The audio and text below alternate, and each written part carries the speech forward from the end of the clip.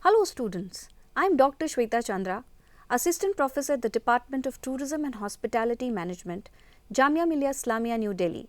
Today we are going to take the session forward in continuation with the last session. In the last session we looked forward at the following: meaning of communication, communication and information, importance of communication, nature of communication, role of communication, communication process, and communication models. So, by now the basic process of communication is very clear to all of you. Almost all the models have the same structure with little deviations. It also has been clearly established that communication is the sole force behind weaving of organizations, human relations, and sets us apart from all other living beings. So, let us start today's session. The session flow and the learning objectives would be as follows. Types and forms of communications. In this section, we would specifically be looking at verbal and non-verbal communication. In today's world, communication is possible through vast variety of media, but for communication to be effective, very careful and judicious choice of media is required, which will depend on various factors like the urgency of message, time available, expenditure involved, intellectual and emotional level of the receiver. Communication is a closed process. Feedback is the final link in the chain of the communication process. After receiving the message, the receiver responds in some way and signals that response to the sender. The signal may take the form of a spoken comment, a long sigh, a written message, a smile, or some other action. Without feedback, the sender cannot confirm that the receiver has interpreted the message correctly. Successful communication depends on the encoding skills of the sender, how he frames and conveys the entire message, the listening skills of the receiver, and his capability to decoding the message. The environment plays a very important part in the entire process, as it should be free of any barriers and obstructions to let the sending and receiving happen. The success of the communication is judged by the feedback. The feedback is the link that establishes the success of communication. In case the sender gets the desired action, work response, then the communication is considered to be successful. In order to understand better, communication is divided into various forms. These forms are also known as methods or channels or mediums of communication. Communication forms: non-verbal communication, that is voice, tone, facial expressions, postures, body language. Verbal communication includes oral, written. This further includes face-to-face communication. The richest communication channel around is face-to-face meetings are often hailed as the most effective way for the teams to interact. Video conferencing, phone calls, emails, text messages, online messaging platforms, social media. On the basis of interaction, we can divide these as interpersonal conversations with ourselves, interpersonal one-to-one conversation, small group, that is press conferences, board meetings and team meetings, and public presentations, public speeches. Let's begin with non-verbal communication. The most basic form of communication is non-verbal. Long before human beings used to words to communicate, our ancestors communicated with each other by using body language such as gritting of teeth, anger, smile, touch to show affection. Thus, one can easily say the non-verbal communication is the communication without words.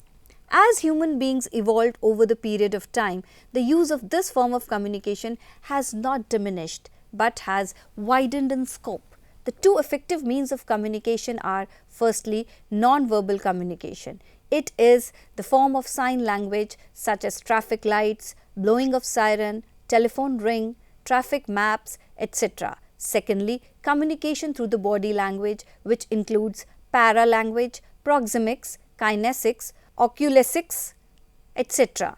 Non-verbal communication is the integral yet complex part of our overall communication skills. Non-verbal communication is a message or response not only expressed in words, but words or hints. Non-verbal signals are deeply rooted and conscious part of our overall behavior. It is recognized as the route to discover what the other side wants. It is a combination of explicit and implicit meaning of words. It gives us information about the emotional state and reinforces the meaning of words. It can play 5 roles in communication, which are repetition, contradiction, substitution, complementing, and accenting. There are various types of non-verbal communication styles, which can be abbreviated as COPACT, that is KOPPACT. It stands for kinesics, oculesics, paralanguage, proxemics, artifacts, chromatics, and tactilics. Meaning of kinesics. Now we will be seeing each one of these one by one. So let's begin with the meaning of kinesics. It is the interpretation of body language such as facial expressions, gestures, body movement, hand movements. It includes gestures, hand-body movements, haptics, that is touching, oculesics, that is eye movement, head movement. In all verbal, non-verbal modes, facial expressions are the most significant, as it plays 55% of our total non-verbal communication. Facial expressions can be further divided into micro-expressions, sign languages, eye contact. Postures can reflect people's emotions, attitudes, and intentions. Research has identified a range of postural signals such as open and closed postures. It helps to determine an individual's degree of confidence, status, repetitivity to the audience. Moreover, postures help to identify the degree of attention and interpersonal relations. Gestures are woven into fabrics of daily lives. They strengthen our opinion by the movement of hands, waving, beckon, nodding, expressions, 9 sentiments, or the navrasa. The meaning of gestures is interpreted differently across different cultures. It is important to be clear as it can lead to misinterpretations. Adapters, symbolic and conversational are 3 types of gestures. There are 3 main types of gestures, that is adapters, emblems, and illustrators. Adapters are touching behaviors and movements that integrate internal states typically related to arousal or anxiety. Adapters can be targeted towards the self objects or others. In regular social situations, adapters result from uneasiness, anxiety, or a general sense that we are not in control of our surroundings. Many of us subconsciously click the pens, shake our legs, engage in other adapters during classes, meetings, or while waiting as a way to do something with our excess energy. Public speaking students who watch video recordings of their speeches notice non-verbal adapters that they didn't know they used. In public speaking situations, people most commonly use self or object-focused adapters. Common self-touching behaviors like scratching, twirling, fidgeting, fingers, hands are considered self-adapters. Some self-adapters manifest internally as coughs, clearing sounds. Emblems are gestures that have a specific agreed on meanings. These are still different from the signs used by hearing impaired people or others who communicate using American Sign Language or ASL. Even though they have a generally agreed upon meaning, they are not a part of the formal sign system like ASL that is explicitly taught to a group of people. A hitchhiker, raised thumb, OK, index finger connected with a circle and other three fingers sticking up and the raised middle finger are all examples of emblems that have an agreed upon meanings or meanings with the culture. Emblems can still be an emotion. For illustrators are the most common type of gestures and are used to illustrate the verbal message they accompany. For example, you might use hand gestures to indicate the size of the object. Unlike emblems, illustrators do not typically have meaning on their own and are used more subconsciously than emblems. These largely involuntarily and seemingly natural gestures flow from us as we speak, but vary in terms of intensity and frequency based on the context. Although we never explicitly taught how to use illustrative gestures, we do it automatically. Think about how still gesture when having an animated conversation on a phone even though the other person can't see you. Now we move on to oculesics. How we use eyes. It is all about how we use eyes. It deals with eyes, span or eye contact. We can deceive people through eyes. We should try to establish proper eye contact as it can give proper indications to the audience. It can help establish interest, engagement, involvement and attention with the audience. It basically helps to serve three main purposes. Firstly, it helps us to give and receive feedback. Looking at someone lets us know that the receiver is concentrating on the content of the speech and not maintaining eye contact can indicate disinterest. Secondly, it helps people to know when is their turn to speak. Eye contact is more likely to be continuous when someone is listening rather than speaking. When a person has finished what they have to say, they will look directly at the other person and this gives a signal that the arena is open. Thirdly, it helps to communicate something about a relationship between people. When you dislike someone, you tend to avoid to make an eye contact and pupil size is often reduced. On the other hand, the maintenance of positive eye contact signals interest or attraction in the audience. Some of the examples of this are Narendra Modi and Barack Obama. Now let's move on to proxemics. This is all about how do we use space. It is the distance and an intimate relation closeness between people, group or society. It involves embracing, touching, whispering. This is seen as close friends, relatives, mutual friends share excellent space with each other and are able to understand each other better. We all have a need for physical space, although the need differs depending on the culture, the situation and the closeness of the relationship.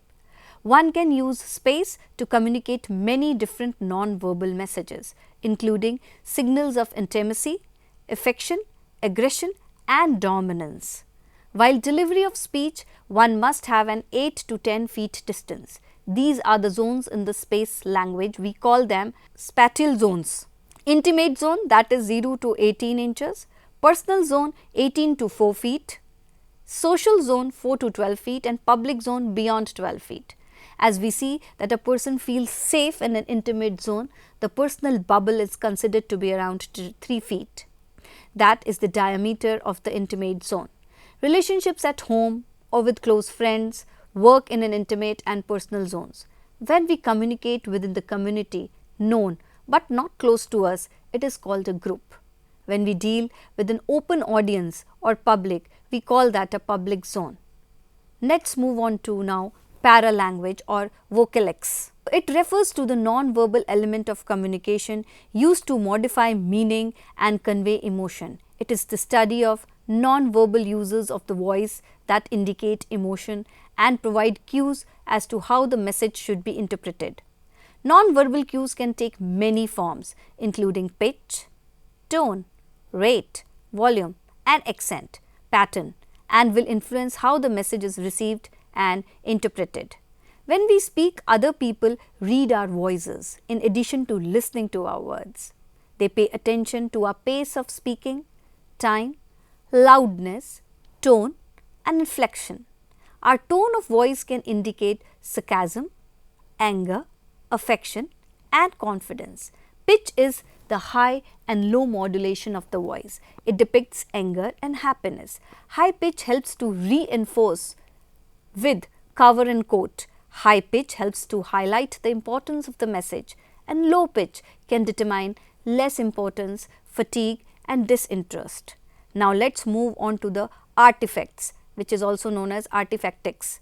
These are the physical objects such as clothing, home, cars that indicate to others a person's personal and social beliefs and habits. Messages are thus conveyed in a non-verbal manner.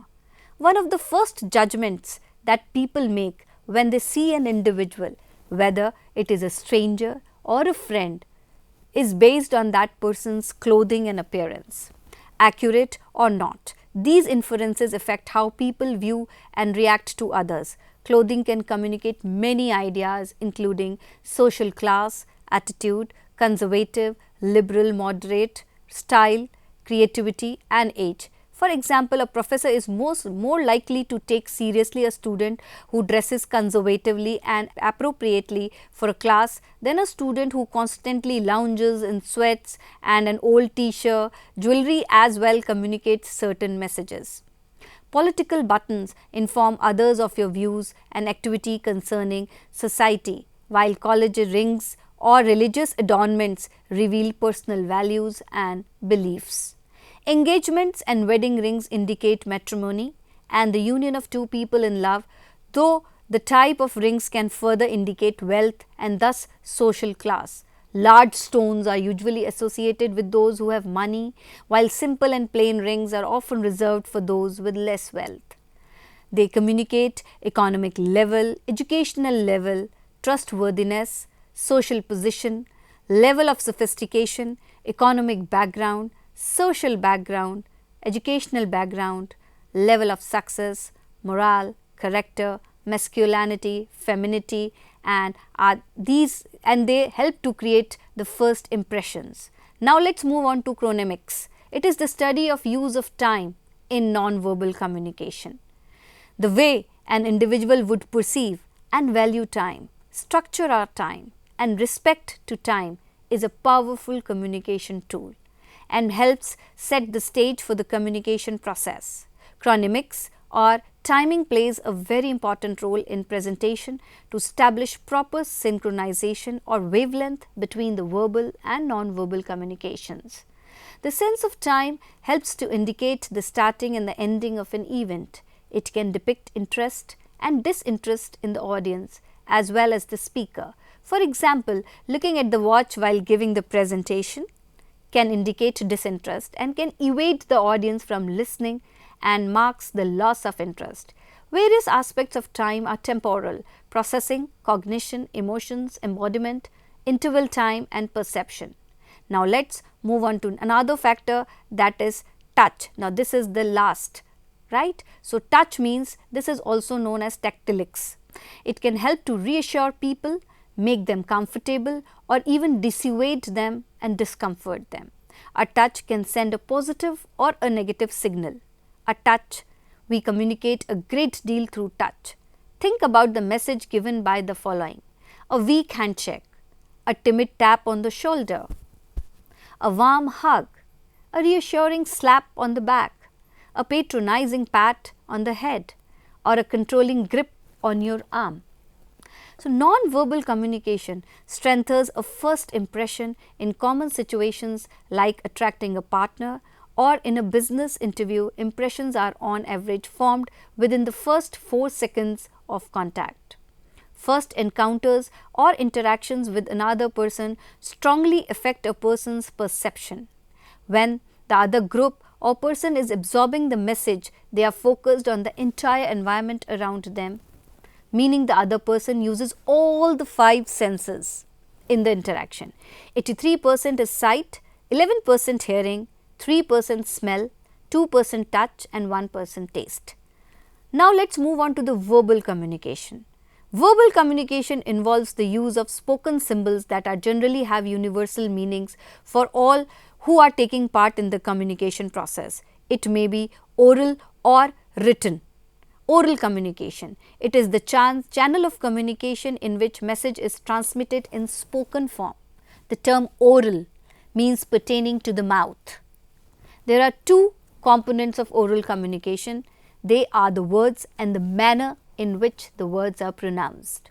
In oral communication, sender and receiver exchange their ideas through speech, either face to face, or it may take place through some mechanical or electrical device such as voice, mail, phone, computer.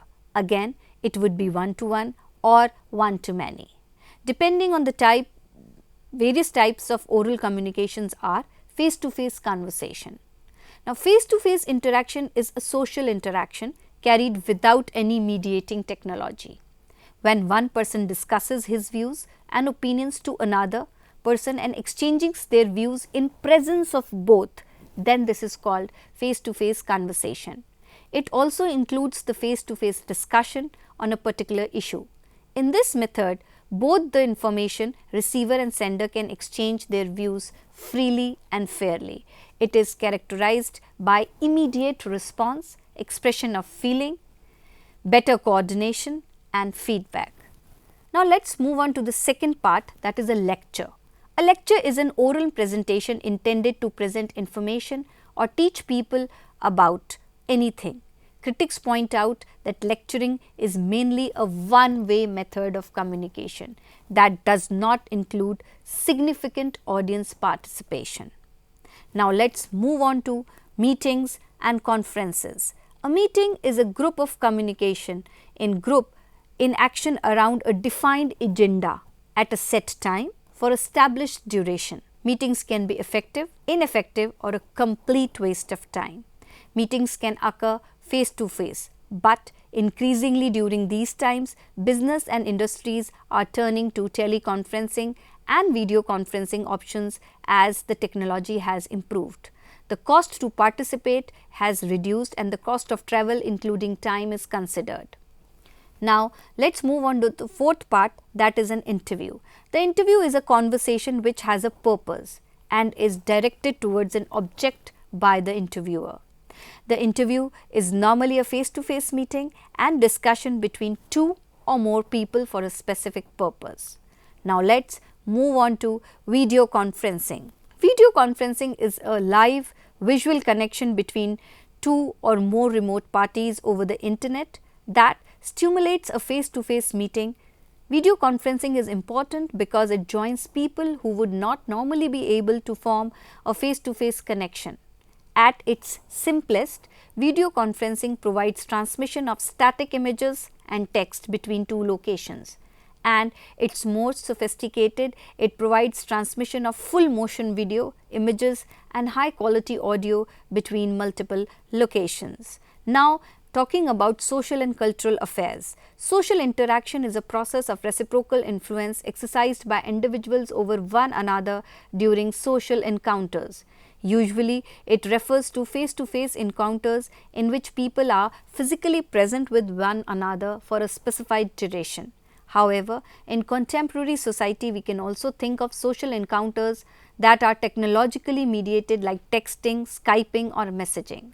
Now, let us move on to seminar. Seminar may be defined as a discussion in a small group which with the result of research or advanced study is presented through oral or written reports. Seminar is simply group communication in which open person makes a presentation or speech on a topic by highlighting its contents in the light of present and pressing problems.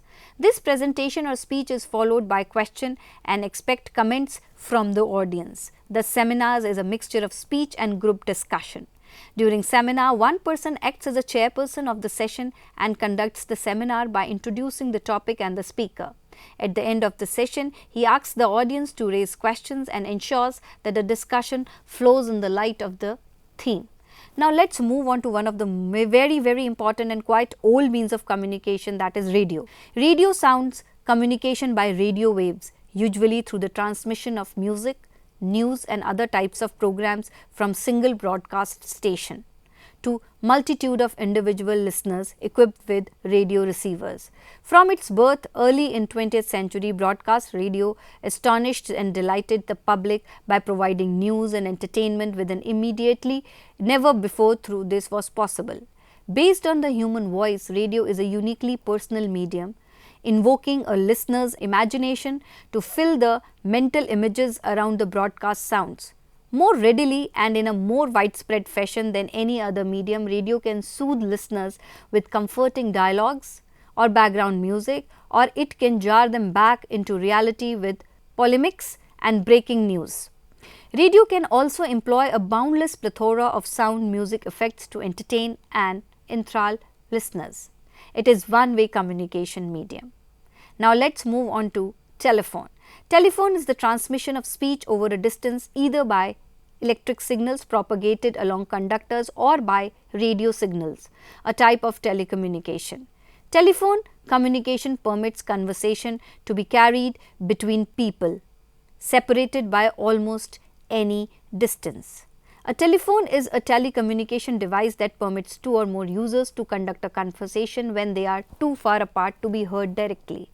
A telephone converts sound typically and most efficiently the human voice into electric signals that are transmitted via cables and other communication channels to other telephone, which reproduces the sound to the receiving user.